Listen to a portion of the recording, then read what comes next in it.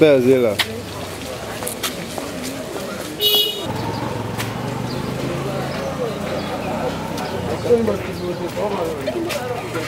Non, on va pas filmer. Osola na suka. Mais na sepeli ka poza ki na réunion ngazali.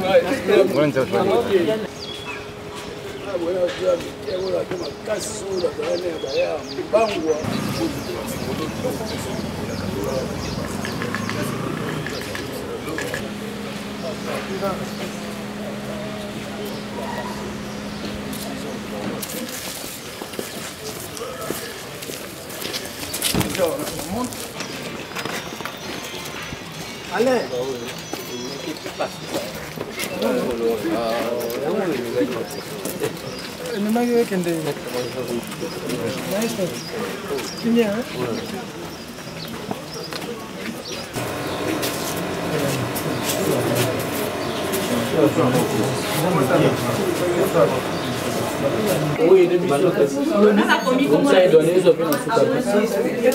Présent. Notre confrère qui va parler en premier, il sera suivi de ses conseils, des avocats qui sont là. À la fin, va intervenir la déclaration des journalistes engagés pour la démocratie et les droits de l'homme. Et puis, nous serons soumis à un jeu de questions-réponses dont nous pourrons probablement prendre 3 questions maximum. Sans plus tarder, nous allons accorder la parole. J'espère que... Nous disons merci et aux responsables aussi de la cage qui nous ont accordé leur cadre pour cette rencontre de ce jour. Je tenais sincèrement à vous dire merci. Merci grandement de votre soutien. Parce que c'est grâce à vous que le monde a su qu'il y a une presse qui existe au Congo et que l'un d'eux est inquiété. Je dois vous dire merci. J'ai dit aussi merci à ceux qui n'ont pas épousé notre démarche, ceux qui nous ont critiqués, parce que c'est ça aussi la démocratie. Les combats que nous menons, c'est aussi de donner, de laisser droit à ceux qui veulent donner leur version, que ça soit opposé à notre façon de voir les choses. Nous disons merci, c'est aussi le jeu démocratique que nous voulons. Grâce à eux, d'une manière ou d'une autre, les messages aussi étaient passés. Je dois vous dire merci parce que vous ne nous avez pas abandonnés. Et ma prière est que cette dynamique puisse continuer et qu'au cas où quelque chose arrivait à l'un de nous, petit soit-il, que nous les soutenions de la même manière que vous l'avez fait pour moi. Je sais que régulièrement, à chaque fois, vous étiez soit à nos bureaux, soit avec les autres dans le démarche, soit à côté de mes avocats pour avoir les informations par rapport à ce qui nous est arrivé. Je pense que c'est ce que j'avais à vous dire ce matin. Comme vous savez, moi je suis trop congolais. Je me sens plus à l'aise en lingala qu'en...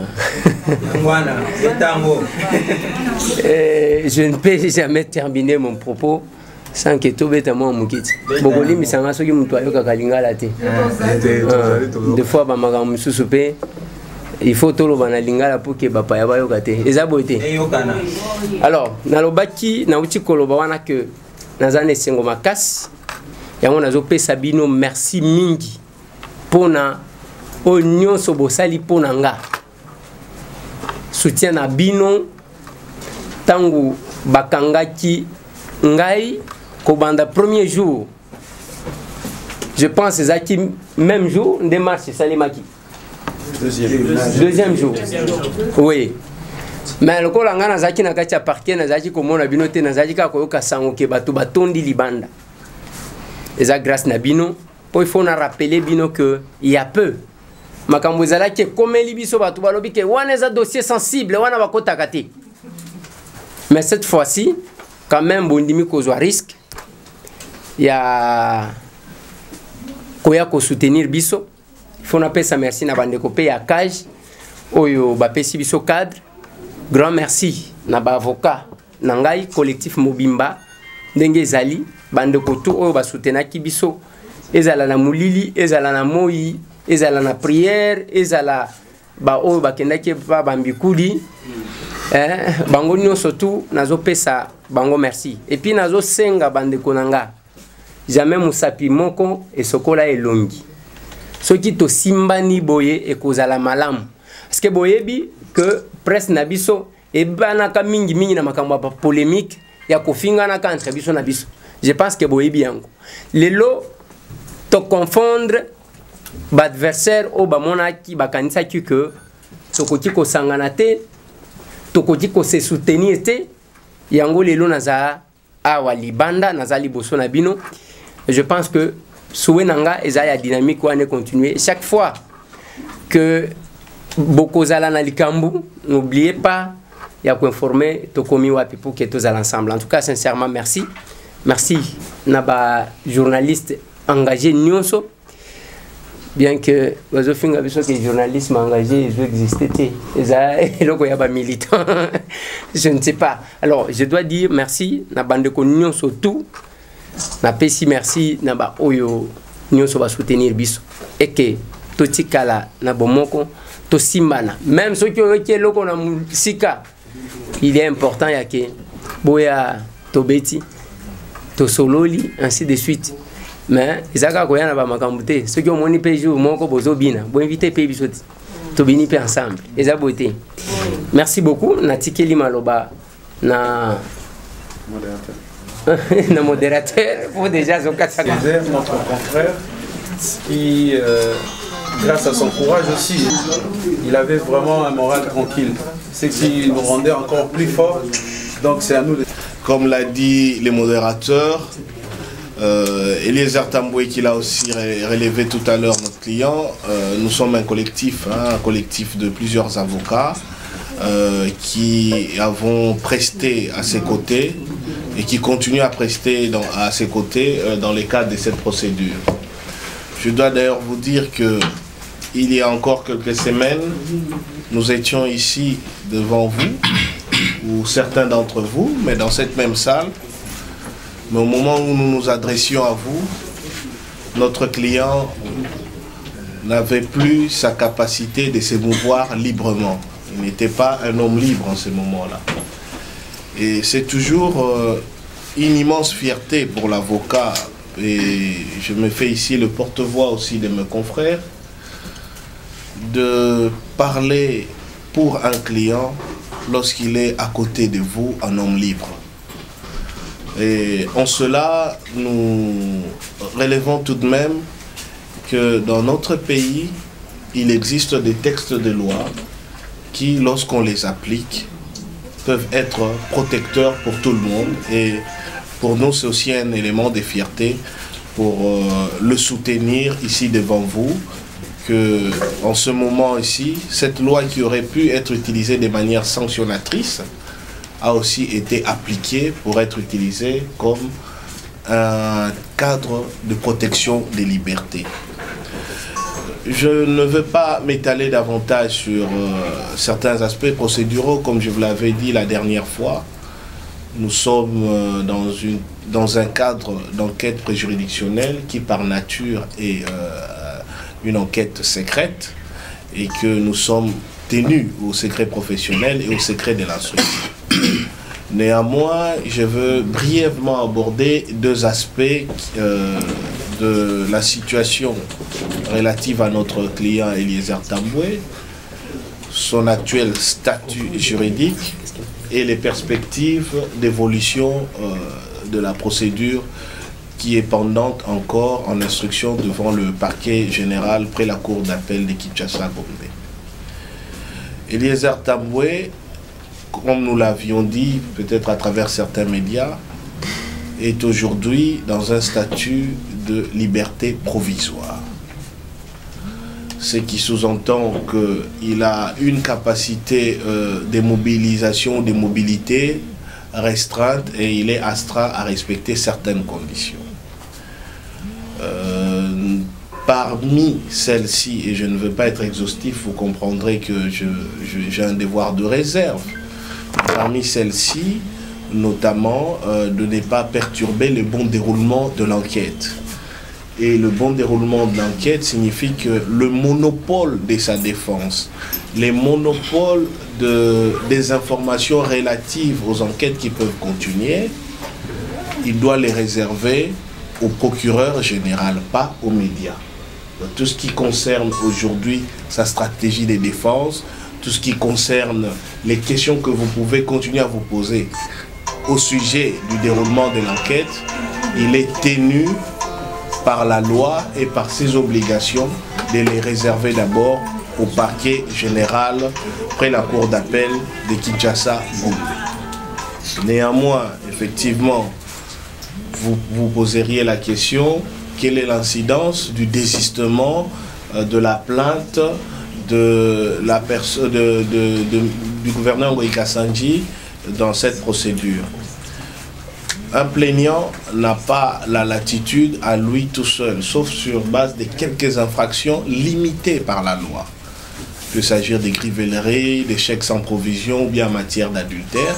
Ce sont des cas précis qui permettent à un plaignant de stopper l'action publique. Mais dans les cas sous examen où il y avait deux plaintes assez particulières, à savoir imputation dommageable et tentative d'extorsion, ça n'entre pas dans les cas limitatifs qui permet que le simple retrait de la plainte stoppe l'exercice de l'action publique. Ce qui implique que le parquet général, à ce jour, peut continuer ses investigations et peut continuer la procédure indépendamment du désistement de la plainte du plaignant. Mais pour nous, nous avons bon espoir, sur base des éléments dont nous disposons, d'assurer la défense de notre client et de démontrer de manière éclatante que non seulement qu'il est présumé innocent, mais que son innocence pourra être établie au regard des prescrits de la loi. En tout cas, c'est notre devoir, même si nous ne sommes pas astreints à une obligation des résultats, mais mes confrères et moi, nous nous battons pour que Eliezer Tambwe, dans cette procédure, sorte la tête haute comme il est sorti du CPRK la dernière fois. Pour clôturer, je pourrais juste dire que les perspectives d'évolution de cette procédure au niveau du procureur général, le parquet a la latitude à un moment donné soit de continuer ses investigations, soit de les classer sans suite, soit éventuellement d'assumer qu'il y a des amendes transactionnelles et qu'on peut clôturer cela. Mais tout ça relève de la prérogative du ministère public et nous ne pouvons pas faire du droit fictif. Ce ne sont que des suppositions et des hypothèses. Mais aujourd'hui, mes confrères et moi, c'est avec beaucoup de fierté que nous sommes heureux d'être à côté de notre client, un homme libre. Et ces statuts de liberté provisoire, nous voulons qu'ils soient les plus provisoires possibles afin qu'il recouvre la plénitude de sa liberté. Et je crois que nous nous attellerons à ça jusqu'au bout. Je vous remercie. Merci beaucoup. Maître Jean, vous estimez d'évoquer la pensée du Premier ministre Patrice Emery Lumumba qui a dit, je cite, « Mieux vaut être pauvre mais libre plutôt que riche mais enchaîné. » Et mon client aujourd'hui est libre. Il a recouvert sa liberté qui a été confisquée. Et nous sommes très heureux, d'ailleurs, l'estimé confrère l'a épinglé. Et cette liberté est obtenue suite au désistement, suite au retrait de la plainte du plaignant. M. Ngoï Kassanji, le gouverneur du Kasaï, du Grand Kasaï, qui a trouvé que les climats de bonne entente règnent entre les deux parties. En quelque sorte, ça a décrispé les climats judiciaires. Et nous aimerions que ces climats d'entente puissent régner, continuer à régner, jusqu'à ce que la suite de ce dossier soit réservée. Et le client l'a relevé aussi qu'il est citoyen congolais. De par son émission, Tokomi Wapi, il est en train d'aider l'État congolais, puisque l'État congolais, en quelque sorte, a ses mains élargies jusqu'à mon client, qui dénonce certains faits, qui fait parler les gens, qui ils viennent déposer leurs demandes, leurs requêtes. Et mon client ne fait que transmettre, faire entendre le voix de ceux qui ne peuvent pas parler. En quelque sorte, c'est un devoir citoyen que tout journaliste et tout citoyen doit accomplir. L'État pouvait même le couronner comme nous avons assisté en Italie. Il y a un expatrié qui a arrêté un terroriste. Mais aujourd'hui, il a obtenu le papier puisqu'il a posé un devoir citoyen.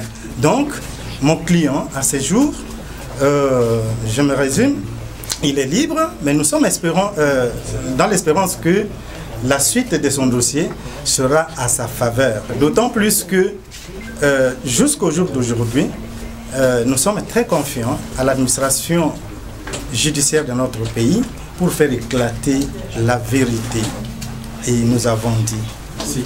Merci beaucoup. Engagé pour la démocratie et la promotion des droits de l'homme, remercie tous ceux qui se sont impliqués de loin ou de près pour la libération de leurs confrères et proches, le journaliste Eliezer Tambwe, présentateur du magazine Tokomi Wapi, qui a été privé de liberté pendant 10 jours suite à la plainte de messieurs Ngoï Kassanji, gouverneur du Kasaï oriental.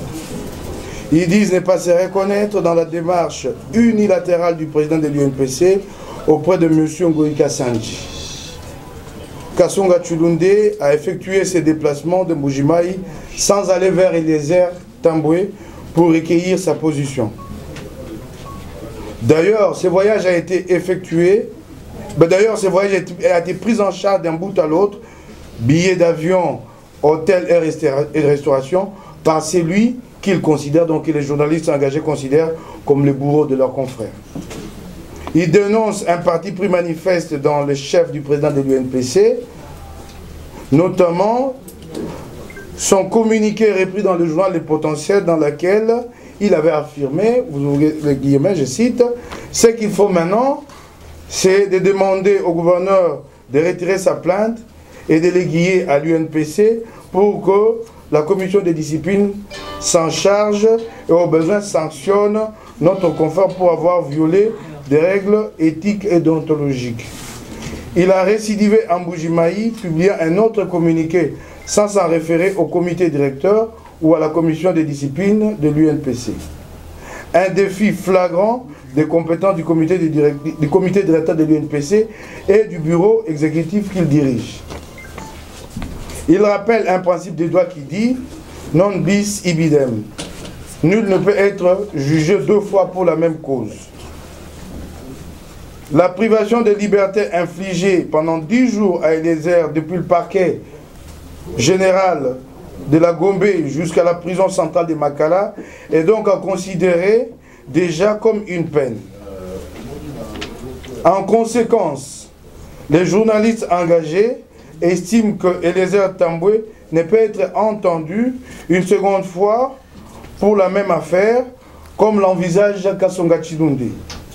Et que par ailleurs, il prépare une action contre le même Tshilunde devant la commission des disciplines pour abus de pouvoir. Ainsi fait à Kinshasa, la date n'est pas là. Okay, ainsi fait à Kinshasa, le 14 avril, les signataires, vous le connaissez. Ouais. Merci le texte vous sera remis à la fin. Là, qui vous sera faite bien évidemment par Peter Tiani. Nakosala déclaration bapandisa ngombote ba journaliste engagé batondi bino botondi mingi na nyonso oyo bosali na likambo ya makasi oyo komelaki biso na presse ya ndeko na biso Eliezer, présentateur ya Tokomi Wapi. Ndeko Eliezer akangamaki azalaki na parquet pe batindaki na Makala sur plainte, il y a gouverneur, il y a Kasaï oriental, Ndeko Ngoï Kassanji. Bandeko, journaliste, balobi bazo se reconnaître la démarche Oyo. Nous sommes président ya UNPC Kasonga Chilunde asalaki na bandeko mosusu kokende komona gouverneur Ngoye Kasanji parce que billet d'avion kolia komela na déplacement na bango esalemaki epai ya oyo biso tozo considéré comme mutu oyo asali biso pasi tokokota na mozindo likambo ya yene Eliezer te po bato ya mibeko boyoki ndenge balobi ba avocat dossier eza na justice donc esengeli na biso te toloba na minute oyo nani aza na tort nani aza na raison mais démarche oyo biso tozolobela eza oyo bandeko ya UNPC basali toko reconnaître yango te tobakisi susu boye avant basala déplacement wana président ya UNPC asalaki communiqué publié dans le journal Les Potentiels a condamné déjà Ndeko Eliezer a kokende kosolola Ndeko Ngoye Kasanji pour Ndeko Eliezer basambisa ye na UNPC pour ba sanctionner ye akei kuna mandaté par Ndeko Eliezer était mais la communiqué na EP déjà a dérangé, ça veut dire a condamné Ndeko Eliezer yango wana biso totelemeli peut te rappeler boye que c'est un principe moko na droit et lobby que bakoki ko punir ko pesa mutu etumbu te na likambo moko mbala mibale ndeko azalaki na famille na yete azalaki na boloko pendant 10 jours donc bandeko na biso ya UNPC pour déjà ce que total communiquer na bango to moni position na bango bakoki lisusu ko punir ndeko na biso te pour déjà ndinga za na auti boloko azana solo ya prison ndinga za pembe na ngaboyi. En conséquence, biso ba journaliste engagé toujours intenté action Mikologoya contre autobengi abus de pouvoir yande Ngoye Kasonga Chilunde pour être après makamokane ko sala na Kasai ayeki susu ko sala déclaration mususu awa yango na mukuse eloko fopo kanga yango wana action oyo balingi ba sala contre Ndeko Eliezer Ndeko Kasonga Chilunde a eu la décision de manière unilatérale. Il fallait aller à la commission de discipline, il y a eu une PC et Zalaka. Mais Ndeko Kasonga Chilunde a pris cette décision sans que la commission de discipline ou Eliezer a quitté, accueilli Kuna sans que Yoka Ndeko Eliezer, Yangwana Bisso, Totelemeli. Et ça les mène à Kinshasa le 14 avril 2018. Bah, signataire Boyebi Bango. Mais avant c'est là, modérateur Maloba. Na yibie muke kaka pour merci pesa mina batu nyonso mais de manière particulière toneto pesa matondo mingi na ndeko na biso moko ndeko wana lelo photo yeba ke biso tozana Kinshasa awa soko zana problème ndeko wana alakisi biso bolingo moko etouché biso presse à Kinshasa mais ye azana poto azana etozana awa aza responsable ya EDTV Riche Tempête ye bobetele maboko bomona ye Richard Tempête,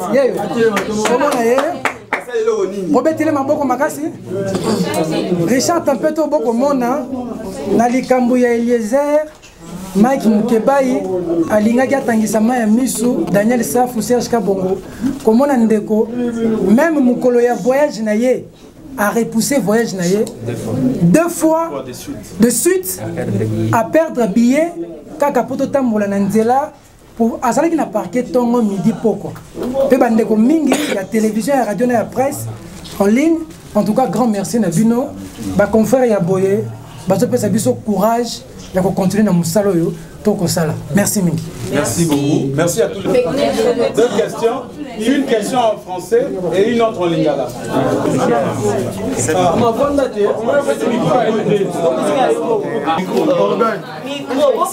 format du journal télévisé chrétien JTC. Voilà. Ma question, je la pose aux avocats.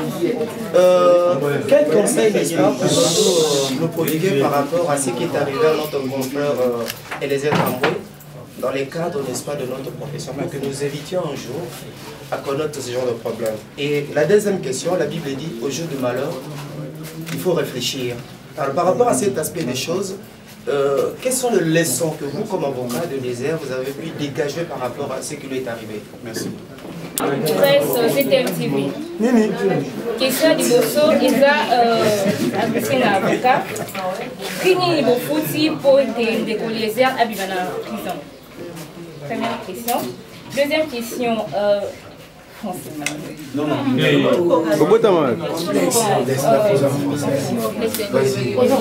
Eliezer a-t-il hypothéqué le sens de sa lutte pour retrouver cette liberté provisoire? La troisième question. Conseil.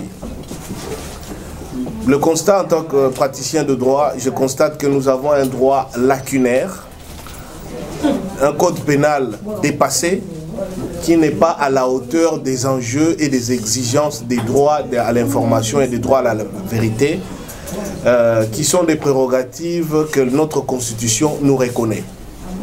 Aujourd'hui, tant qu'on ne va pas abroger le délit de presse, les journalistes qui se veulent des lanceurs d'alerte, les journalistes qui décident, comme votre confrère Albert Londres l'avait dit, de porter la plume dans la plaie, seront toujours sous l'épée de Damoclès d'une législation qui est aujourd'hui totalement en porte-à-faux avec l'évolution du droit à l'information, l'évolution des médias.